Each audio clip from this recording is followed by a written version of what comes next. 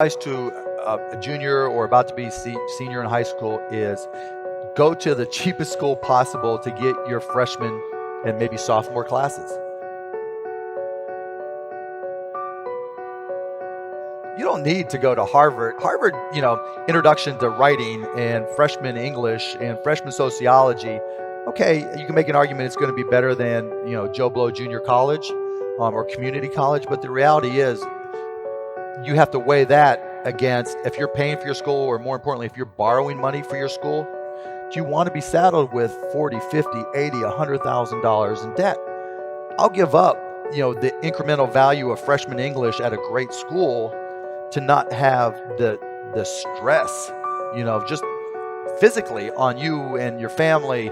And I think all that's going to change. Like, I went to Indiana. I love Indiana. I always recommend going to Indiana. Hoosiers. But the price for out of state has gotten ridiculous. And they want me to build this building, that building. If your school is building buildings, your school is fucked. But every school is building buildings. Exactly. That's my point of my post. It's like the newspaper industry, right? More printing presses, more big buildings, right? Makes us look grander. We have brains that we're putting them out there.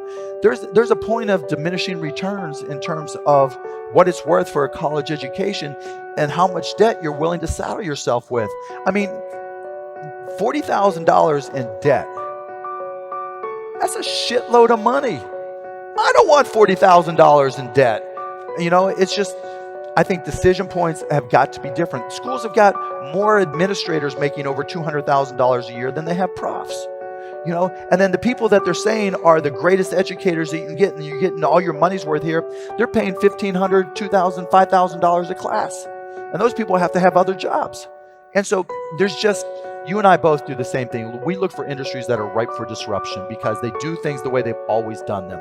And I think universities, four-year universities, are doing it, and it's a real problem. And so I told IU that I will not do anything that involves buildings. And I've told other universities and organizations the same thing. I'd rather see you implode all those. I mean, think of the sociology building, the business building, the psychology building. What's different in any of the classrooms? Okay, you got a desk, you got something on the wall, you got audio-visual materials, computer, Wi-Fi, video conferencing, whatever. You don't need a special building, so the psych professors can, because they have beards and they need different roomy things in the bathrooms.